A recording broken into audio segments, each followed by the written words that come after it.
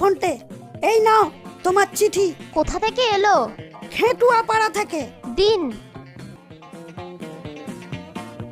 স্নেহের ফোনটে, বহুদিন যাবৎ তোমার কোনো সংবাদ পাই নাই। তোমাকে বড় দেখিতে ইচ্ছে হইতেছে, পারিলে একবার আসিও। পুনশ্চ এই বৎসর আমার বাগানে আমের ফলন ভালোই হইয়াছে, এবং ননটেকে সঙ্গে করিয়া লইয়া আইসো। ইতি তোমার মাসি। যাই, ননটেকে দেখি আসি।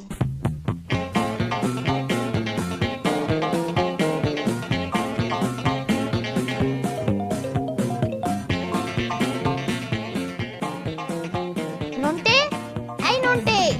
কি হলো রে?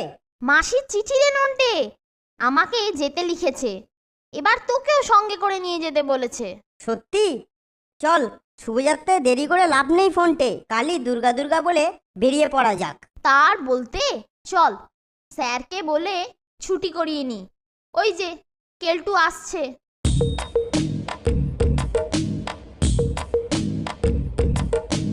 এই যে মানিকজোর, ফুর্তির প্রাণ একেবারে যে দেখছি গড়ের ময়দান। কি ব্যাপার বল দেখি? আমরা ভ্রমণে যাচ্ছি কেলটুদা। বটে, ভ্রমণে যাচ্ছিস? তা যাচ্ছিস কোথায়? লিলুয়া না উল্টো ডিঙি? উল্টো সোজা কোনো ডিঙিতেই নয়, আমরা যাচ্ছি মাসির বাড়ি। এখন যাচ্ছি স্যারের কাছে কয়েকদিনের জন্য ছুটি চাইতে। টাটা কেলটুদা, ঘুরে এসে তোমাকে আমাদের ঘোড়ার গল্প শোনাবো। কদিন একটু অপেক্ষাই করো, এলাম গো।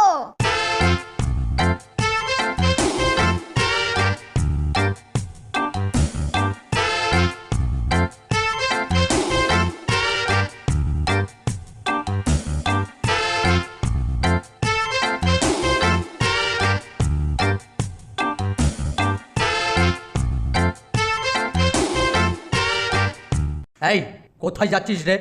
স্যার, আপনার কাছেই যাচ্ছিলাম। কেন? স্যার, খেটুয়াপাড়া থেকে মাসির চিঠি এসেছে, আমাদের দুজনকে যেতে বলেছে।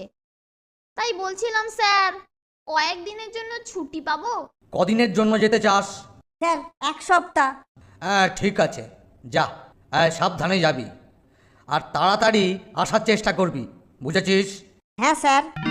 যাক, স্যার বেশ কয়েকদিনের জন্য ছুটি দিয়েছেন। তোর আর আমার সব জামা কাপড় নিয়েছিস তো? চল এবার তাড়াতাড়ি স্টেশনে পৌঁছই। হ্যাঁ চল। হ্যাঁ রে, তোর মাসির বাড়ির অ্যাড্রেসটা ঠিক মতো নিয়েছিস তো? আরে তোকে ওসব চিন্তা করতে হবে না, তুই চল না। একটু পরেই ওরা বেরোবে, যাওয়ার আগে হতচ্ছাড়াদের একটু দৈহিক শখ দিয়ে দিই। আমাকে বলে কিনা মাসির বাড়ি ঘুরে এসে গল্প শোনাবো। তা দেখি মাসির বাড়ি যায় না হাসপাতালে যায়।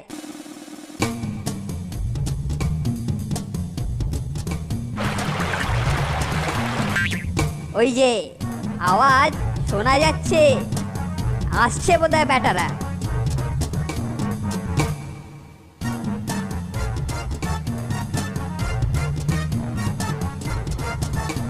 চল, দুর্গা দুর্গা। এটা কি হলো কেলটুদা? হাঁচ বাড়ার সময় পেলে না? হাঁচ বাড়াবার সময় অসময় আছে নাকি রে? হাঁচি এলো, হেঁচে ফেললাম। যত সব ইয়ের মতো কাজ। একটু দাঁড়িয়ে গেলে হতো না রে ফোনটে? দূর দূর, ওর ওই মেকানিক্যাল হাঁচির কোনো অশুভ ক্ষমতাই নেই। তাহলেও ফোনটে, চল না একটু দাঁড়িয়েই যাই। না রে, ট্রেনটা ফেল করব, তাড়াতাড়ি চল। এই রে, কেউ এখানে ভুল করে সাবানার জল ফেলে রেখেছে।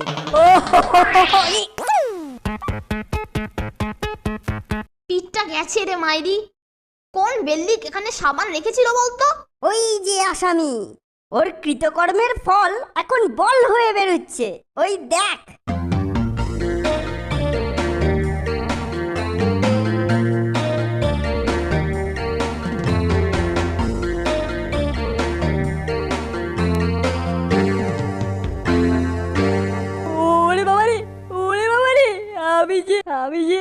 আমি যে সাবান কিনে ফেলেছি রে। দেখো কেলটুদা, আমাদের কাছে বাগড়া দিতে গেলে কিরকম ফল হয়। তোমার ফ্যাসাদে তুমি পড়েছো। চলি গো কেলটুদা, ফিরে এসে আবার দেখা হবে। আমরা যতক্ষণ না মাসির বাড়ি থেকে ফিরি ততক্ষণ তুমি এবার যত খুশি বল ছাড়ো আর খেলা করো। টাটা।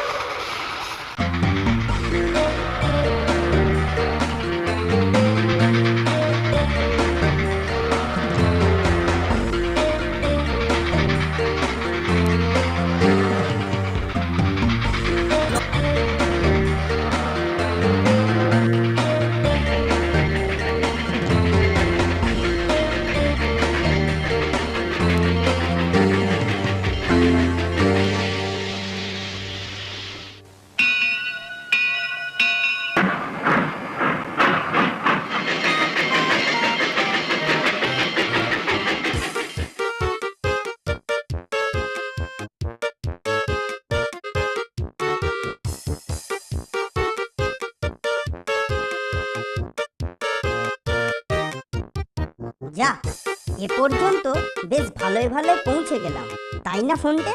কিন্তু এবারেতে কিভাবে যাবি?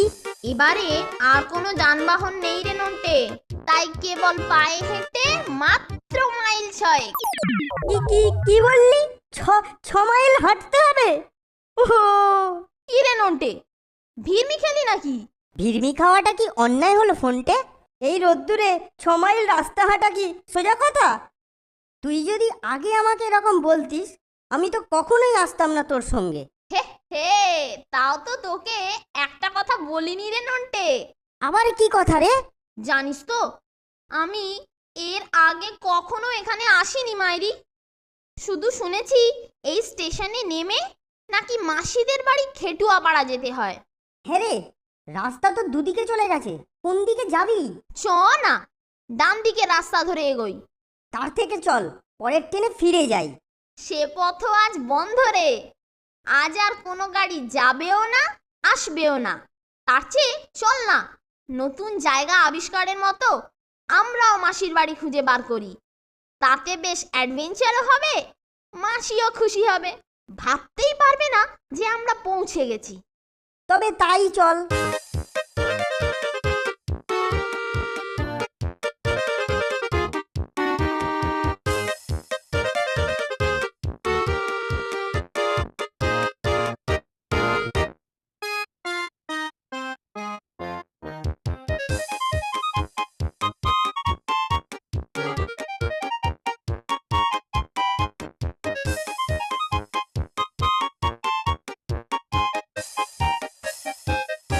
হ্যাঁ রে, অনেকক্ষণ ধরে তো হাঁটছি, কিছুই তো দেখতে পাচ্ছি না, না বাড়ি ঘরদর না লোকজন। আরে ওই যে দূরে একটা ছেলে দাঁড়িয়ে আছে না রে? হ্যাঁ বোধ হয়। চল তো ওকে গিয়ে জিজ্ঞাসা করা যাক।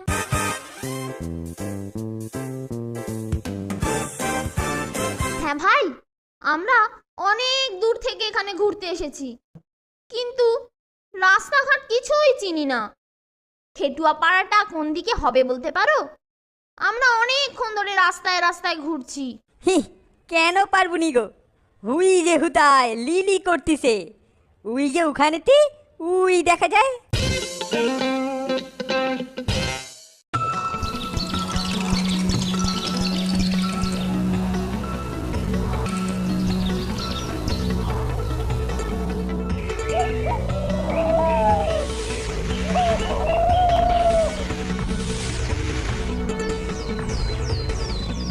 লিলি দেখানো জায়গাটা যে ছালের বন রে ফোনটে, ঘরবাড়ির কোনো চিহ্নই নেই। তাই তো রে, ছোঁয়াটা ভুল জায়গা দেখিয়ে দিল না তো? চল সামনে বসে একটু জিরিয়ে নেওয়া যাক নন্টে, কি বলিস? হ্যাঁ, তা না হলে আর এক পাও হাঁটা যাবে না মাইরি। মাসির বাড়ি যাওয়া এখন ফাঁসি যাওয়ার মতো লাগছে মাইরি। উফ ফোনটে, তুই একটা খেল দেখালি বটে। তোর মাসির বাড়ির আম খেতে এসে যে এত কীর্তি করতে হবে তা স্বপ্নেও ভাবিনি মাইরি। কে কোথায় আছো? বাঁচাও বাঁচাও, ডাকাতরা আমাকে ধরে নিয়ে যাচ্ছে, নন্টে, নিঘাত একলা পেয়ে কারা কোনো মেয়ের ওপর অত্যাচার করছে। আমাদের এক্ষুনি সাহায্য করতে যাওয়া উচিত ফোনটে। কিন্তু শুধু হাতে যাওয়া তো ঠিক নয়। আমি একটা লাঠি নিই, তুই একটা লাঠি নে। ঠিক কথা বলেছিস, দুজনে দুপাশ দিয়ে যাই, তারপর আচমকা বেটাদের ঘায়েল করব। দুজনে মিলে বেটাদের উচিত শিক্ষা দিয়ে দেবো। কে আছো, বাঁচাও, রক্ষা করো, বাঁচাও, বাঁচাও। এই পাণ্ডব বর্জিত জায়গায় কে তোমাকে রক্ষা করিবে লালনে? আমরা রক্ষা করব। আপনার কোনো ভয় নেই দিদিমণি, তুই বেটাকে এক্ষুনি কাজ করে দিচ্ছি। আর ঘাবড়াবার কিচ্ছু নেই, বেটার এক কুপকার। ওরে বাবারে, ও টেপা বাবু, ও নেপা বাবু, শিগগিরই বাঁচান, খুন করে ফেললে। কাট কাট কাট। ভয়ানক ব্যাপারে নন্টে, শুনলি? কে যেন বললো কেটে ফেলতে, বোধহয় মেয়েটিকে রে। তাই হয়তো ওরকম ছুটছে। শিগগিরই ওর পেছনে চল, আমরা ওর কোনো ক্ষতি হতে দেবো না কিন্তু। দাঁড়ান দিদিমণি, ছুটবেন না। বুঝতে পারছি আপনার ভীষণ বিপদ। এবার ওদের হাতে পড়লে আর আপনাকে রক্ষা করা যাবে না। দাঁড়ান দাঁড়ান, শুনুন। আমাদের দুজন হোতকা ভিলেনকে কোঁতকা মেরে ঠান্ডা করে নায়িকাকে তাড়া করে নিয়ে যাচ্ছে। এরকম তো হবার কথা নয়, কিন্তু শিগগির ওদের আটকাও। ছোকরা দুটোর মতলব ভালো ঠেকছে না। ওরা নির্ঘাত কোনো ছিনতাই পার্টির। নায়িকার কিছু এদিক ওদিক হয়ে গেলে আমার ছবি আধারে ঘেরা গ্রাম আধারেই থেকে যাবে। আটকাও ওদের।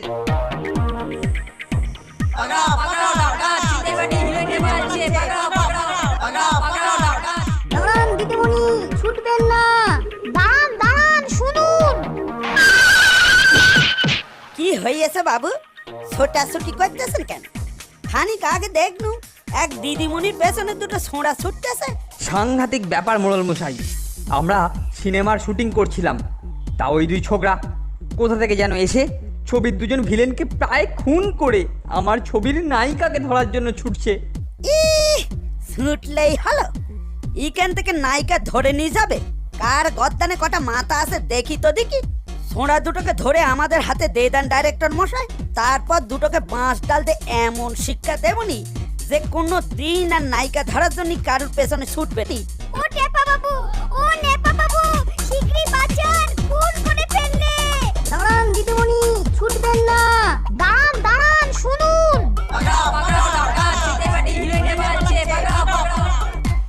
ধরা ফোনটে, ব্যাপারটা কিরকম উল্টো হয়ে যাচ্ছে মনে হচ্ছে। এখন মনে হচ্ছে ওরা খুনে ডাকাত বলে আমাদেরই ধরতে আসছে।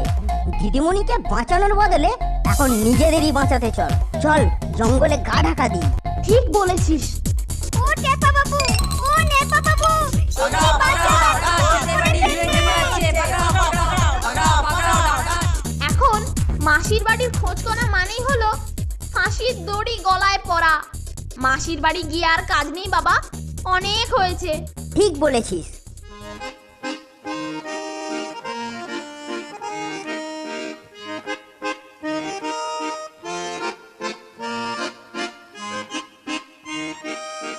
কিরে, কাল গিয়ে আজ সকালেই যে চলে এলি বড়, অথচ বলেছি কিছুদিন থাকবি। হ্যাঁ, কি ব্যাপার রে? কিছু গন্ডগোল টন্ডগোল করে আসছিস নি তো? মাসিমার বাড়ি ঠিকঠাক খুঁজে পেয়েছিলি তো? হ্যাঁ হ্যাঁ স্যার, চলে এলাম। মানে একটা বিশেষ প্রয়োজন স্যার। হ্যাঁ হ্যাঁ স্যার।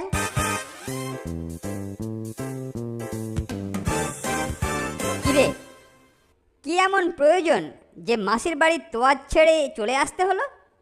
আর তোর মাসিও তোদের এমনি এমনি চলে আসতে দিল? টাপ্পি লাগাচ্ছিস না তোরে? একটা খবর দেখ, খেটুয়া পাড়ার কাছে সিনেমার শুটিংয়ের সময় কারা যেন হামলা করেছে। কোথায়? এই যে পড়ে দেখ না। দৈনিক জয়ঢাক। খেটুয়াপাড়ার কাছে লোমহর্ষক কাণ্ড। চিত্রগ্রহণকালে দুই অভিনেতাকে ডান্ডার ঘায়ে ঘায়েল করিয়া নায়িকা লোপাটের চেষ্টা, শেষে গ্রামবাসীদের তাড়ায় দুর্বৃত্তদের পলায়ন। ইস, কি হলো রে? কিছু না গো,